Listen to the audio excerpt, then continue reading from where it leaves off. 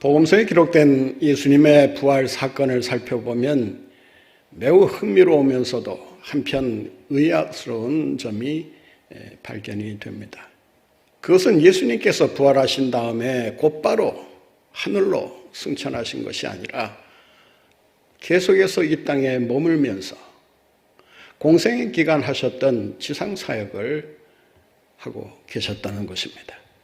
성경은 무려 그 기간이 40일 정도 예수님이 이 땅에 머무시면서 지상 사역을 하셨다고 기록하고 있습니다. 부활과 승천으로 모든 예수님의 스토리가 끝날 것처럼 생각이 되지만 어째서 부활과 승천으로 대단원의 막을 내리지 않고 또 다른 이야기를 하고 있는 것일까? 부활로 끝맺음을 하시는 것이 아니라 부활 이후에 계속될 이야기가 있다라고 하는 것입니다. 그 이야기가 무엇인가? 오늘 본문 말씀에 보면 온 천하에 다니며 만인에게 복음을 전파하라고 말씀하고 있습니다. 아직도 부활 사건은 복음 전파를 통해서 부활 사건으로 일어나고 있고 부활 사건이 과거의 사건이 아니라 현재의 사건으로 자리매김하고 있다라고 하는 것입니다. 무엇을 통해서?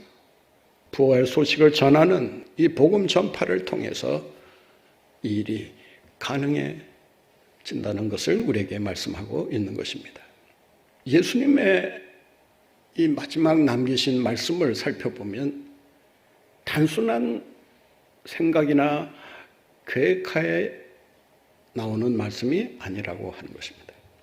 어쩌면 오랫동안 예수님의 가슴속에 불타고 있었던 소원이면서 더 나아가 이 세상에 대해 가지고 계셨던 영적 비전이 아니었을까. 왜냐하면 예수님께서 부활하시고 나서 바로 우리에게 명령하시는 내용이 온 천하에 다니며 복음을 전파하라는 말씀이라는 것입니다. 이런 차원에서 본다면 부활은 곧 말씀 전파와 밀접하게 관련되어 있다라고 할 수 있습니다.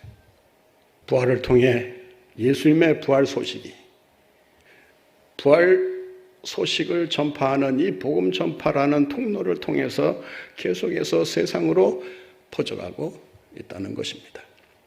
왜 예수님께서 부활하신 다음에 제자들에게 온 천하에 다니며 이 복음을 전파하라고 하셨을까?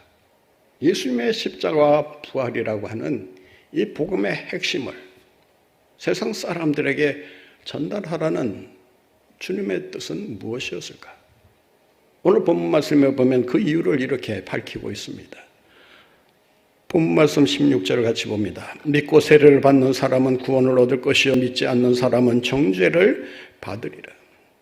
복음 전파를 통해서 사람들의 운명이 180도 달라진다는 것입니다. 복음을 듣고 믿은 사람은 그 믿음을 통해서 구원을 얻게 되지만 그렇지 않은 사람은 정죄를 받게 될 것이다.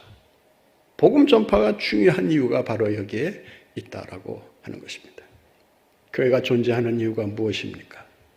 그리스도인이 존재하는 이유가 무엇입니까? 하나님께서 왜 우리를 자신의 자녀로 불러내시면서 제자로 삼으시는 이유가 무엇이냐라고 하는 것입니다. 그것은 다름 아니라 바로 부활의 소식, 이 복음을 전파하라는 그런 의도에서 이 말씀을 하고 계시는 것입니다. 그리스도인이 존재하는 이유, 교회가 존재하는 이유, 바로 복음 전파에 있다라고 하는 것입니다. 달리 말씀드리면 복음 전파를 하지 않는 교회, 부활의 소식을 전하지 못하는 그리스도인은 그리스도인의 자격을 이미 상실하고 있다라고 말할 수 있습니다. 왜냐하면 예수님께서 우리에게 부탁하신 것을 우리 스스로가 거절하거나 소홀히 여기고 등한히 하기 때문이라고 할 수 있습니다. 복음을 전파하라는 이 주님의 명령을 우리가 얼마만큼 실천하고 있느냐. 우리는 지난주 예수 그리스도의 부활을 축하하고 기념하고 찬양을 드렸습니다. 우리가 축하하고 기념하고 난 이후에 우리 그리스도인의 삶이 어떻게 달라지고 있느냐. 우리가 전해야 될 그런 부활 소식 그리고 복음에 대한 이해가 얼마만큼 철저하게 이루어져 있느냐. 그리고 그 알고 믿고 있는 그 복음을 세상 사람들에게 얼마나 힘있게 증거하고 있느냐. 부활 소식을 나만 듣고 내 선에서 끝내버린다면 부활 소식은 내 선에서 그냥 흐지부지 사라지게 됩니다. 그러나 내가 복음을 전파하게 되면 다른 사람들이 그 복음 전파하는 그 소식을 듣고 믿음을 가지게 되고 더 나아가 구원의 백성으로 살아가게 된다는 것입니다. 그러므로 우리가 복음을 전파하느냐 그렇지 않느냐라고 하는 것은 우리의 전파를 통해서 구원받은 백성들을 주님께로 인도할 수 있느냐 그렇지 않느냐를 결정하게 되는 것입니다. 우리의 믿음이 어디에서 온 것입니까? 여러분의 믿음이 어디에서 왔다고 생각하십니까? 로마서 10장 14절부터 17절까지 말씀을 보면 우리가 믿음을 가지게 된 과정을 자세하게 설명하고 있습니다. 첫째는 보내는 자가 있어야 된다라는 것입니다. 보내는 자의 손에서 보냄을 받은 사람이 복음을 전파하게 되고 복음을 전파하게 될 때 그 전파되는 소식을 듣고 그리고 믿음을 가지게 된다는 것입니다. 더 나아가 그 믿음을 증거하는 삶을 살아가게 된다는 것입니다. 보냄이 있으면 그 보냄을 받은 전파자가 있을 것이고 보냄을 받은 전파자가 있으면 그 전파자를 통해서 소식이 들려질 것이고 소식을 들은 사람이 있으면 그 들음을 통해서 믿음을 가지게 되고 그 믿음을 가진 사람이 그 믿음을 가지고 주님의 복음을 전하게 된다는 것입니다. 기업이나 회사에서 많은 예산을 세우고 집행하지만 그 가운데 가장 많은 예산을 어디에다 투입하느냐. 그 회사가 만들어낸 물건이나 상품을 광고하는 데 투자합니다. 한번 광고하면 광고비가 다 없어지는 상황인데 그럼에도 불구하고 왜 광고하는 데 힘쓰는가? 그런 식으로라도 해야 그래야 그 상품의 존재, 그 물건의 존재를 알고 사람들이 그 물건을 사게 된다는 것입니다. 예수님의 광고술이라는 그 작은 책자가 있는데 거기 보면 광고의 대가가 예수님이시다라는 관점에서 예수님의 행적을 풀어갑니다. 예수님이 의도하셨는지 의도하지 않으셨는지는 모르지만 예수님이 하시는 말씀과 그리고 예수님께서 행하신 기적들이 입소문을 타고 소식이 전 지역으로 퍼져가게 되었다라고 하는 것입니다. 복음 전파는 어떤 의미에서 기업이나 회사가 하고 있는 홍보 활동, 광고와 비슷한 그런 면을 가지고 있습니다. 전하지 않으면 알 도리가 없는 것입니다. 여러분들이 누군가로부터 복음을 듣고 그리고 듣고 믿는 믿음에 이르렀기 때문에 그 믿음을 따라서 오늘 이 자리에 여러분들이 나와 앉아 있는 것이 아니겠습니까? 누가 여러분에게 복음을 전해 주었습니까? 예수님의 부활 소식을 누군가로부터 우리가 전해 들었기 때문에 예수 그리스도의 부활을 믿고 소망하면서 살게 된 것이 아니겠습니까? 우리가 복음을 전해야 되는 이유는 복음을 통해서 구원의 백성을 주님께로 인도할 수 있다라고 하는 것입니다. 따라서 복음의 소식이 누군가에게 전해지기 위해서는 그 복음을 믿고 그 복음을 따르는 자가 그 복음을 들고 나가 전해야 하는 것입니다. 부활의 소식을 가장 먼저 들어야 될 사람이 있다면 누구라고 생각하십니까? 누가 복음을 들어야 된다면 가장 먼저 들어야 하겠습니까? 오늘 본문 말씀해 보면 온 천하에 다니며 만민에게 복음을 전하라고 그 선교의 대상을 명확하게 제시하고 계십니다. 온 천하, 코스모스, 하판타. 코스모스라는 말은 세상이라는 뜻이고 하판타라는 말은 모든, 온 세상을 가리킵니다. 만민은 누구를 가리킵니까? 여러분이 좋아하는 사람만 만민이 아닐 것입니다. 여러분이 전하고 싶은 어떤 대상만이 만민이 아닐 것입니다. 인종에 관계없이, 지역에 관계없이, 나라에 관계없이, 민족에 관계없이 우리가 복음을 전해야 될 대상은 만민이라는 것을 반드시 기억할 수 있어야 합니다.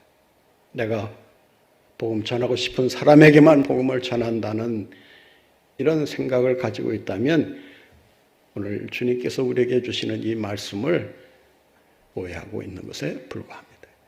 우리 주님은 우리를 통해서 부활의 소식이 가장 전달되기를 원하는 곳으로 보내시고자 우리를 원하고 계신다는 것입니다. 우리가 부활주의를 지나면서 여러분의 마음속에 이 부활 소식을 누군가에게는 전해야 될 텐데 그 누군가가 누구냐? 그 누구냐를 발견했다면 여러분들은 오늘 예수님의 말씀을 가장 잘 이해하고 귀담아 듣고 실천하는 사람이라고 할 수 있을 것입니다. 그러나 예수님의 부활을 통해서 이런 선교 명령을 듣지 못하고 있다면 우리는 아직까지도 예수님의 부활의 의미를 제대로 깨닫지 못하고 있는 상태라고 할 수 있습니다. 이 승리의 소식, 이 기쁨의 소식, 이 평강의 소식을 우리가 전하지 아니하고 가만히 있어서야 되겠느냐라고 하는 것입니다. 오래전에 읽은 책 가운데 닥터 홀의 조선 회상이라는 책이 있습니다.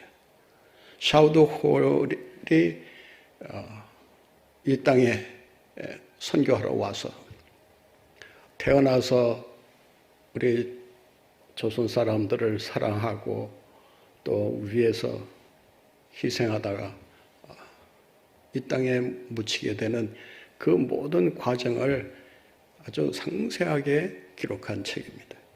당시 조선전 말에 이 나라가 처했던 형편을 아주 실제적으로 마치 눈으로 보는 것처럼 설명하고 있습니다. 가난과 무지와 불신과 질병의 노예가 되어 있던 이 나라 이 백성에게 복음을 전하기 위해 자신의 일생을 헌신한 것입니다. 아버지 윌리엄 홀, 어머니 로제타 홀, 두 사람 다 의사로 이 땅을 밟게 됩니다. 당시 이 나라에는 전염병이 창궐하고 있었기 때문에 특히 말라리아 전염병이 심했다고 합니다. 하루아침에도 죽어나가는 사람들이 부지기수여서 잠도 제대로 자지 못한 채 이 환자들을 돌보느라고 온갖 수고를 다했다고 합니다. 그뿐만 아니라 당시 청일전쟁이 일어나면서 그 청일전쟁이 우리 한반도에서 벌어지지 않았습니까? 많은 부상자들이 속출하면서 눈코 뜰 새 없이 그 환자들을 돌보느라 여념이 없었다고 합니다. 과로가 겹치면서 결국 이 땅에 온 지 3년 만에 사망하게 됩니다. 설상가상으로 자기의 사랑하는 여동생이 뒤따라 사망을 하게 됩니다. 이 어린 샤우드 홀의 마음에 아버지를 삼키고 여동생을 삼킨 그 조선 땅에 대한 원망이 가득 차게 되었다고 합니다.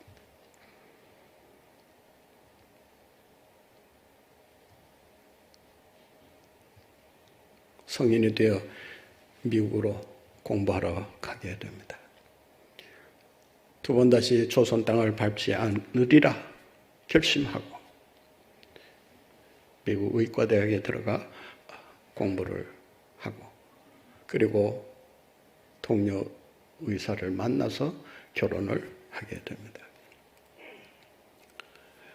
그곳에서 개업을 하고 행복하게 살아갈 그 설계를 하고 있을 때 마음속에 음성이 들리더랍니다. 조용하게 들려오는 그 음성이 하나님이 자기를 부르시는 그런 소명으로 느끼게 되었다고 합니다. 그 음성은 이렇습니다.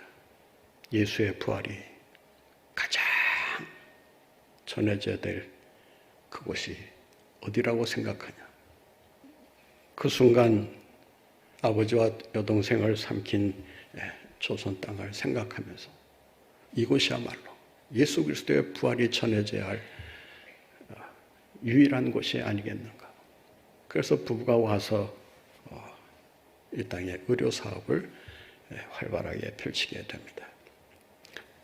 우리나라의 이 결핵 퇴치에 아마 공을 세운 사람 한 사람을 꼽으라면 이 샤우드홀 부부를 빼놓을 수 없을 것입니다. 여러분들이 아마 어렸을 때 이 크리스마스 씨드라고 그 우표와 함께 이렇게 붙여서 그 보내는 그 우표가 있었을 거예요. 그 크리스마스 씨를 그 개발한 사람이 이 샤우드홀입니다. 그는 이 땅에 결핵으로 죽어가는 사람들을 위해서 자기의 일생을 헌신하게 됩니다. 결국 아버지와 여동생이 묻혀있는 양화진 묘지에 함께 묻히게 됩니다. 예수의 부활이 어디에 전해져야 될 것인가? 예수의 부활을 가장 원하는 곳이 어디인가?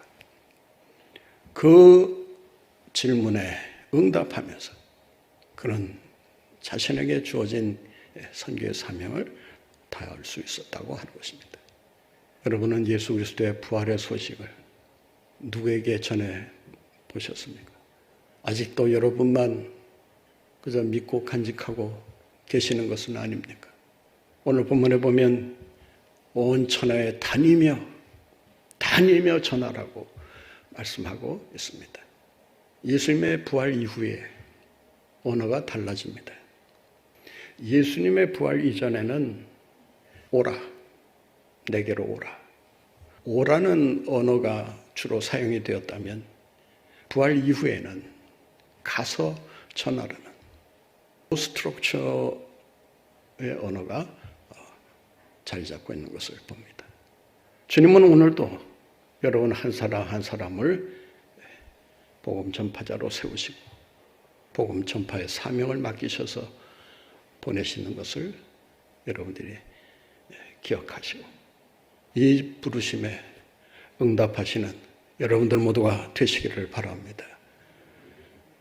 부활에 참여한 사람, 그리고 부활을 체험한 사람, 그리고 부활을 믿는 사람들은 누구나 오늘 주님이 주시는 이 명령에 귀를 기울여야 할 것입니다. 온 천하에 다니며 복음을 전하라. 남원에 가면 동북교회가 있습니다. 그 교회 박장로님이라고 계시는데 지금도 살아계시는가는 모르겠습니다. 그분이 남원에 와서 병원을 개업합니다. 그 병원을 하면서 반드시 그 손에서 놓지 않았던 것이 하나 있습니다. 바로 전도지였다고 합니다. 진단서를 떼줄 때마다 전도지를 함께 나눠주면서 이런 이야기를 했다고 합니다. 당신의 병을 고치시는 분은 내가 아니라 하나님이십니다. 저는 다만 거들 뿐입니다. 하나님께서 치료해 주실 줄 믿고 기도하시기 바랍니다. 그분의 간증을 제가 어느 책에선가 읽은 적이 있습니다. 그분이 75년부터 시작해서 수십 년 동안 환자 명단을 가지고 있었는데 그 수십 년 동안 그 입원시키고 치료한 그 환자가 41,500명이었다고 합니다. 그 41,500명에게 그는 듣든지 안 듣든지 복음을 전하면서 그 환자들을 치료하는 데 전념했다고 합니다. 그는 자기 병원을 찾아오는 환자들만이 아니라 기회가 되면 외딴 섬을 찾아간다든지 산골짜기 오지를 찾아가서 의료 혜택을 받지 못하는 자들에게 의술을 통해서 치료해주고 복음을 전하는 이런 귀한 일을 평생 해왔다고. 복음을 전하는 자에게 주시는 축복이 무엇인가? 우리가 복음을 전할 때 주님께서 과연 복음 전하는 자를 통해서 어떤 일을 행하시는가? 오늘 본문 말씀을 함께 보겠습니다. 17절, 18절 말씀입니다. 믿는 자들에게는 이런 표적이 따르리니 곧 그들이 내 이름으로 귀신을 쫓아내며 새 방언을 말하며 뱀을 집어올리며 무슨 독을 마실지라도 해를 받지 아니하며 병든 사람에게 손을 얹은 즉 나으리라 하십니다. 믿습니까? 여러분, 이 표적을 체험하기 원하시는 분들은 한번 복음 전파에 힘써 보시기 바랍니다. 복음을 전파할 때 하나님께서 이 표적을 주셔서 이 표적을 통해서 당신이 전하는 말이 확실하다는 사실을 증거하게 해주신다는 것입니다. 본 말씀 20절 같이 봅니다. 제자들이 나가 두루 전파할새 주께서 함께 역사하사 그 따르는 표적으로 말씀을 확실히 증언하시니라. 오늘 본문 말씀에 보면 복음을 전파하는 자가 이런 표적을 행한다고 말씀하지 않습니다. 표적이 따르리니라고 말합니다. 복음을 전파할 때 누가 역사하신다고요? 누가 역사하신다고요? 주께서 함께 역사하사. 신 에르네오, 신이라는 말은 함께라는 말이고 에르네오라는 말은 일한다, 협력한다, 동역한다, 돕는다 그런 뜻입니다. 복음을 전할 때 하나님께서 여러분들을 도우시고 동행하시고 힘을 주셔서 표적을 일으켜주심으로 그 표적을 통해서 전파가 더 신속하게 더 능력 있게 전파되도록 해주신다라고 말씀하고 있는 것입니다. 이 약속이 복음 전파자들에게 주어졌음을 기억하시고 이 약속 믿고 담대히 그리스도를 전파하는 가운데 주의 영광을 나타내시는 여러분들 모두가 되시기를 간절히 바랍니다.